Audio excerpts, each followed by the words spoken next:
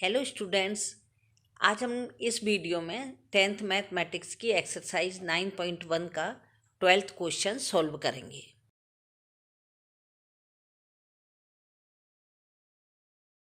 Twelfth question है, from the tower of a 7 metre high building the angle of elevation of the top of a cable tower is 60 degree. 7 metre ऊंचे भवन के शिखर से एक cable tower के शिखर का उन्नयन कोण 60 डिग्री है। यानी कि यह 7 मीटर हाई एक क्या है, एक बिल्डिंग है। यह EB, BE और CD एक बिल्डिंग है, भवन है। इसके टॉप से यानी इसके शिखर से एक मीनार का, टॉवर का जो एंगल ऑफ एलिवेशन यानी कि उन्नयन कोण है जो 60 डिग्री का है। And the angle of depression of its foot is 45 degree. और इसी पॉइंट से एक क्या है, डिप्रेशन, एंगल ऑफ डिप्रेशन यानी कि अवनवन कोण है वो कितना है, 45 डिग्री। टावर की ऊंचाई हमें फाइंड करना है। Determine the height of the tower. Question में गिवन क्या है यानी कि दिया क्या गया है, तो हम उसे पहले लिख लेंगे जो गिवन है। गिवन है कि जो बिल्डिंग है यानी कि ये जो भवन है इसकी हाइट गिवन है, दे रखी है क्वेश्चन में। तो हम इसमें लिखेंगे height of the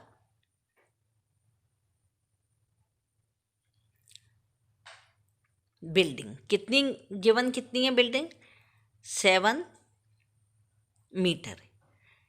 Hindi medium के बच्चों के लिए दिया गया है भवन की ऊंचाई।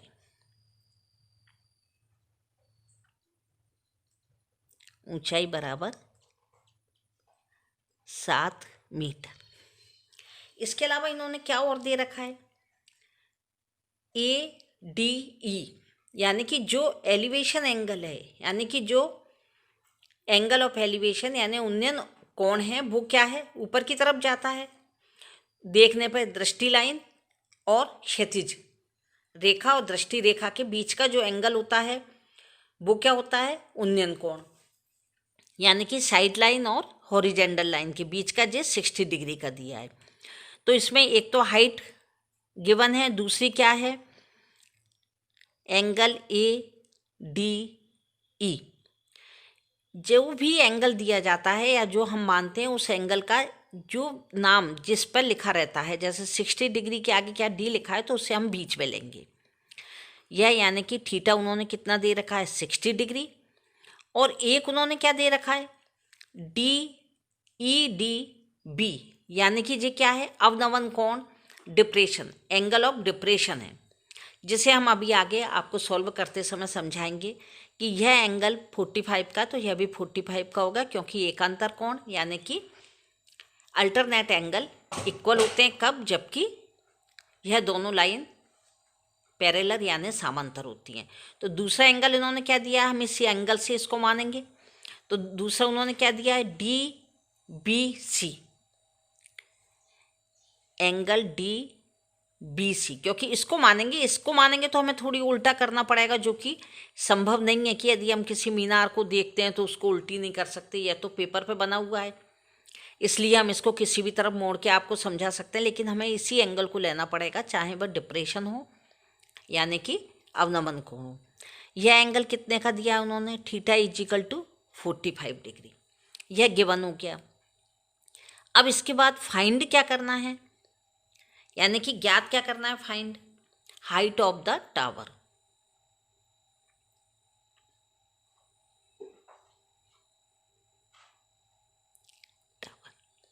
यह हमें फाइंड करना है। यह हम लिखेंगे ज्ञात करना है मीनार की ऊंचाई।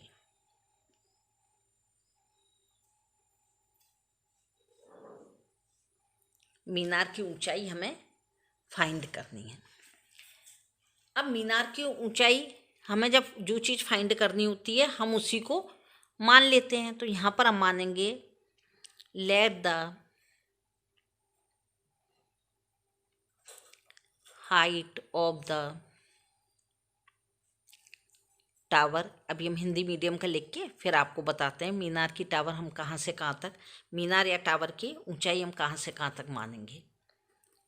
माना कि मीनार की ऊंचाई, अब ये मीनार की ऊंचाई कहाँ से कहाँ तक है। मीनार जब भी लगाई जाती है तो ऐसा नहीं होता कि भवन के सीधे ऊपर उन्होंने मीनार को बना दिया। मीनार जब भी बनती है तो वह जिस जगह से बनती है, यानी कि नीचे धरती से, जमीन से, लैंड से बिल्कुल नीचे से लेकर के ऊपर तक मीनार बनती है, वह भवन है। तो भवन की नींव और उसकी नींव जो बेस है वो उसी जगह से चालू होगा। तो ये जो मीनार है वो पूरी मानी जाएगी। कहाँ से, ए से लेके बी तक। बी और ई भवन है, यह माना कि डी सी और ये एक भवन है। भवन के ऊपर मीनार दिख रही है लेकिन उसकी जो केबल है वो तो इसी जगह से डाली जाएगी ना। अपन ऐसा तो नहीं कर सकते ना कि भवन के ऊपर केबल को उठा के रख दिया। इसी जगह से जब वो केबल बनेगी तो हमें इसकी पूरी हाइट कितनी लेनी है, ए बी है हाइट यानी कि एच मीटर। तो हम यहाँ पे लिखेंगे A B is equal to H metre, यानी कि ए बी बराबर एच मीटर। यह क्या हो गई, मीनार की ऊंचाई हो गई। अब इसमें हमें अब दो ट्रायंगल लेना है। तो अब हम जो ट्रायंगल लेंगे वो कौन से लेंगे, एक बार यह वाला ट्रायंगल लेंगे और दूसरी बार यह वाला ट्रायंगल लेंगे। तो इस ट्रायंगल को हम लेंगे तो इसका नाम क्या देंगे। अब जब हम ट्रायंगल लेके इसमें हाइट और बेस यानी कि परपेंडिकुलर और बेस या फिर लंब बटे आधार से करेंगे तो वो ये कि हमें लंब और आधार दोनों का संबंध है इसमें। तो हमें इसी का क्या रखना है, रेशो रखना है कि हमें इसमें कौन सा रखना है। तो वो 10 ही रखना है, क्योंकि मैंने आपको हर वीडियो में यह बता दिया था कि 10 की वैल्यू ही इसमें रखी जाएगी, क्योंकि दो दिए गए हैं। तो इसमें हम क्या लिखेंगे कि अभी हम ये पूरी है ए बी, लेकिन हमें इसको लेनी है केवल। तो हम क्या करेंगे, इस ए बी में से यदि इस 7 को माइनस कर देते हैं, यह हमारे पास में क्या है, ए बी पूरी मीनार है। लेकिन हम ऐसा नहीं कर सकते कि इस पूरी मीनार की ले ले, तो फिर एंगल कहाँ जाएगा, हमें पहले इसको लेना है। तो पहले हम क्या करेंगे कि मीनार कितनी है, ए बी, लेकिन जो भवन है वो कितना है, बी। तो हम पूरी ए बी में से बी ई को माइनस कर देंगे। जब हमने ए बी में से किसको माइनस कर दिया, बी ई को, यह हम आपको इसमें बता देते हैं कि ए बी में से यदि हमने किसको माइनस कर दिया, बी ई को, तो हमारे पास क्या बच गया, यानी कि इस पूरे में से हमने इसको हटा दिया, यानी इस 7 को हटा दिया हमने। तो बच क्या गया हमारे पास में, ए ई। तो ए बी क्या है, ये बच गया ए ई। ए बी कितना है, जो पूरा कितना है, एच, और यह बी ई कितना है, 7, और ये यहाँ पर कितना आ गया, ए ई, यानी कि यह कितना आ गया, एच माइनस 7। अब हम इसे एच माइनस 7 लिख लेंगे, किसको, यह जो दी गई है इससे हम लिख लेते हैं एच माइनस 7 मीटर। यह हमारा जो एक ट्रायंगल बनेगा, कौन सा, ए ई डी, उसकी जो हाइट हो गई, और ये इसका जो बेस हो गया, यह पैरेलल लाइन हो गई, दोनों समांतर रेखा हो गई। इनका हम नाम एक्स एक्स दे देते हैं, क्योंकि ये पैरेलल लाइन है, इक्वल है, समांतर है, तो इनको हम एक्स नाम दे देते हैं। अब हम यहाँ पे लिखेंगे in a right triangle A E D, इस वाले को हमने लिया, यहाँ पे लिखेंगे समकोण त्रिभुज ए ई डी में। इसमें क्या हो गया, पी अपॉन बी, यानी कि लंब बटे आधार, तो हो गया ए ई अपॉन डी ई, यह हो गया ए ई अपॉन DE या ED कुछ भी लिख सकते हैं। यहाँ पर हम 1060 लिखेंगे क्योंकि हमने आपको यह बता दिया था इंट्रोडक्शन की जो 8.2 की जब हमने आपको बताई थी, एक वीडियो पहले बताया था, उसमें बताया था sine theta cos theta tan theta. यहाँ पे हमने आपको बताया था सोना चांदी तोल पंडित बद्री प्रसाद हर हर भूले या हर हर भूल। तो इसमें और हिंदी मीडियम के बच्चों को हमने बताया था लाल बटे कक्का। तो अब इनका संबंध किससे है? क्योंकि अभी हम जो क्वेश्चन सॉल्व कर रहे हैं इसका संबंध किससे? P अपॉन बी यानी कि परपेंडिकुलर अपॉन बेस या लंब बटे आधार।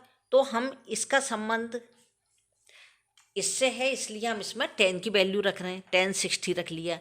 AE कितना है? अब हमने AE कितना किया था कि इसमें से हमने यदि इसको माइनस कर दिया तो H माइनस 7। और जो DE है, DE कितना है? ये X माना है तो इसको X कर लिया।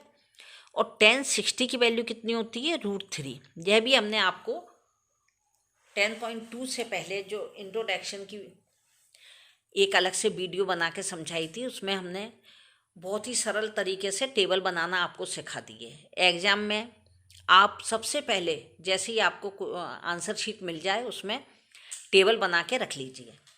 अब इसका हमने क्रॉस मल्टीप्लाई यानी कि कैंची गुणा कह लो या त्रियक गुणा कह लो, वो कर लिया। तो यहाँ पे क्या आ गया? √3x = H माइनस 7। यहाँ तक हमारा फर्स्ट इक्वेशन सॉल्व हो गया। अब हम दोबारा फिर लेंगे क्योंकि अब हमको क्या करना है, इस 45 से, यानी कि ये 45 क्या है? डिप्रेशन, एंगल ऑफ डिप्रेशन यानी कि अवनमन कोण है। अब इस अवनमन कोण को आप एक बार समझ लीजिए कि अवनमन कोण में हमें कोई भी परेशानी नहीं है। केवल आप क्या करिएगा कि इसके आगे यह लिख दीजिए कि अवनमन कोण क्या हो गया इसका, यह 45 का है। तो यदि ये अवनमन कोण ऊपर से जो दृष्टि रेखा साइड लाइन आ रही है और ये हॉरिजेंटल लाइन है, तो जब ये लाइन खींचेगी तो ये नीचे की तरफ देख रहा है, लेकिन एक एक्स इधर यानी कि DE पैरेलल किसके है? CB के। तो जब ये पैरेलल है तो अल्टरनेट एंगल आर इक्वल यानी एकांतर कोण बराबर होंगे, इसलिए एंगल जे वाला कौन सा हो गया? EBC। अब समकोण त्रिभुज जब हम दोबारा ले रहे हैं, अगेन हम कौन सा ले रहे हैं? इन ए राइट एंगल। अब हम कौन सा लेंगे? इस एंगल से DCB, क्योंकि यहाँ पर आएगा। अब ये पहले यहाँ आया था, अब यहाँ आएगा DCB यानी समकोण त्रिभुज DCB में DC अपॉन में क्या हो गया जी? BC = यह कितना है? 1045 डिग्री। यह 1045 हो गया। 1045 की वैल्यू क्या होती है? 1। DC कितना है? यह DC 7, क्योंकि भवन की ऊंचाई जो बताई है उन्होंने दिया है हाइट ऑफ बिल्डिंग, वो कितनी है? 7 से, और नीचे कितनी है जी? बेस इसका यानी आधार कितना है? X। तो यह कितना हो गया? यह हो गया, जब 1 दिया है ना, तो X = 7 मीटर। यह हमारा इक्वेशन आ गया सेकंड। अब हम इसमें लिख देंगे पुटिंग द वैल्यू ऑफ। अब जो वैल्यू किसकी है?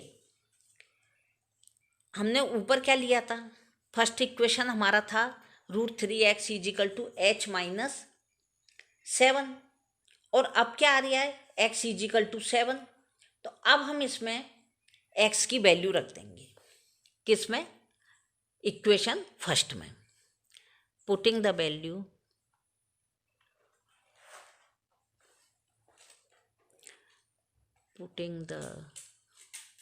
Value of X in equation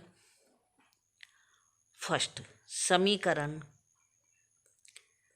1 में x का मान रखने पर। समीकरण 1 क्या था? समीकरण 1 था √3x इजिकल टू h माइनस 7। जे इक्वेशन फर्स्ट था, इसमें हम इसकी वैल्यू रख देंगे। √3 के प्लेस पे 3 आ गया, x के प्लेस पे क्या आ गया था? x के प्लेस पे आ गया था 7।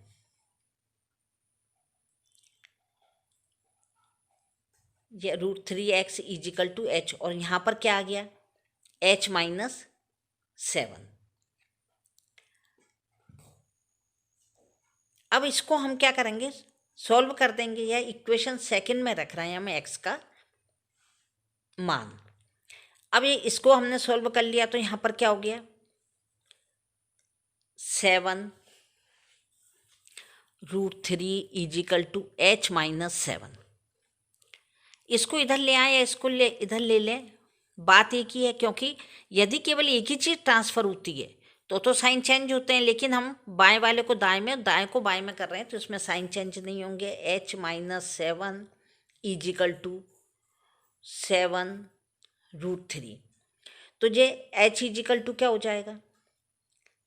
यह h है, यह इसी प्लेस पर रहेगा, क्योंकि यह क्या है? राइट हैंड पे है। यह ट्रांसफ़र होगा -7, तो यह ट्रांसफ़र होने के बाद में यहाँ पर क्या हो जाएगा? +7। यह हो गया h बराबर, यानी h इजिकल टू कितना आ गया? हम इसमें से 7 को कॉमन ले सकते हैं। यदि हमने 7 को कॉमन ले लिया तो अंदर क्या बच गया? केवल √3।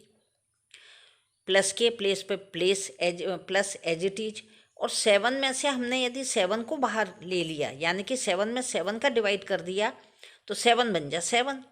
इसका मतलब क्या हो गया? हाइट इजिकल टू कितनी आ गई? 7 ब्रैकेट में √3 + 1। यह क्या हो गया? हमारा आंसर हो गया। हाइट जो उन्होंने पूछी थी, टावर की हाइट, तो हम यहाँ पे लिखेंगे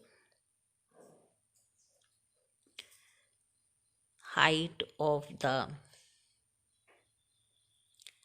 टावर इजिकल टू 7 ब्रैकेट में √3 + 1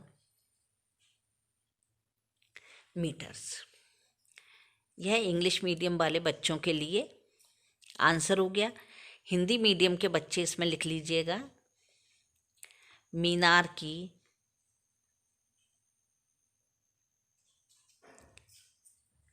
ऊंचाई बराबर 7 √3 + 1 मीटर। यह हमारा 12th क्वेश्चन सॉल्व हो गया है। Thank you.